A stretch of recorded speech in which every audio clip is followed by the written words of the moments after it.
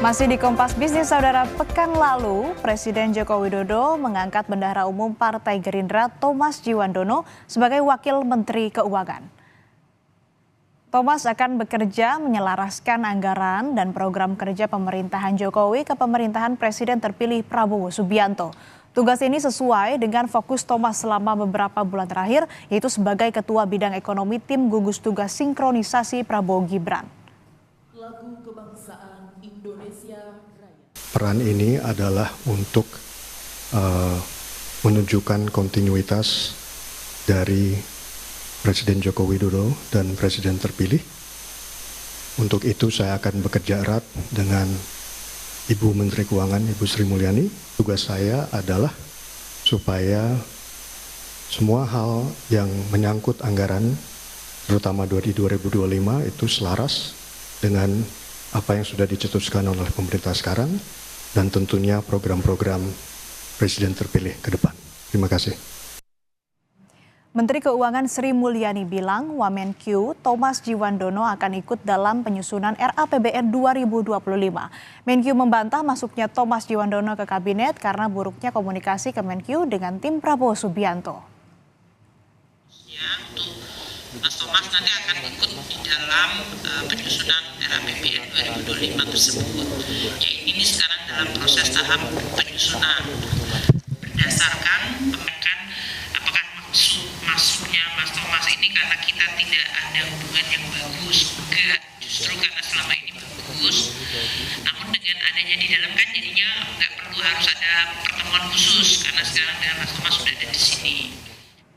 Sementara itu, Direktur Center of Economic and Law Studies Bima Yudhistira menilai dilantiknya Thomas Djiwandono sebagai Wakil Menteri Keuangan menjadi sentimen negatif di pasar keuangan karena pasar mengharapkan posisi Wamenkyu diisi oleh teknokrat yang memahami kondisi fiskal. Menurut Bima Yudhistira, pasar juga mengharapkan posisi Wamenkyu diisi oleh orang yang paham tantangan yang akan dihadapi pemerintahan Prabowo Gibran.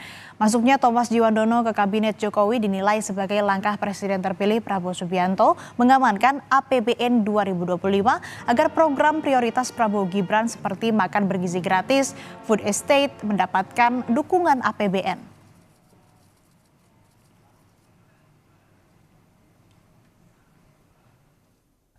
Ini menjadi sentimen yang kurang begitu bagus, sentimen yang negatif di pasar keuangan.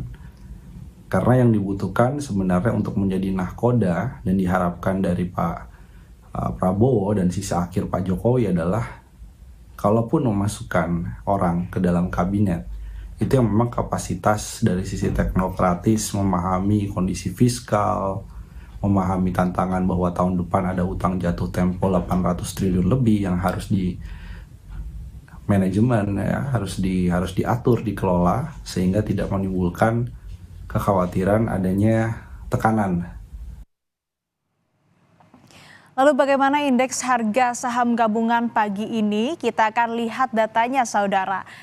Pagi ini Senin 22 Juli 2024, indeks harga saham gabungan ini dibuka merah di 7.321 atau 0,36% poin.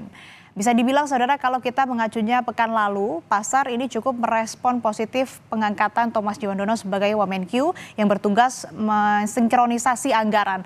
Aksi beli bersih asing di bursa sebesar 86,1 miliar rupiah. Memang sangat tipis aksi belinya.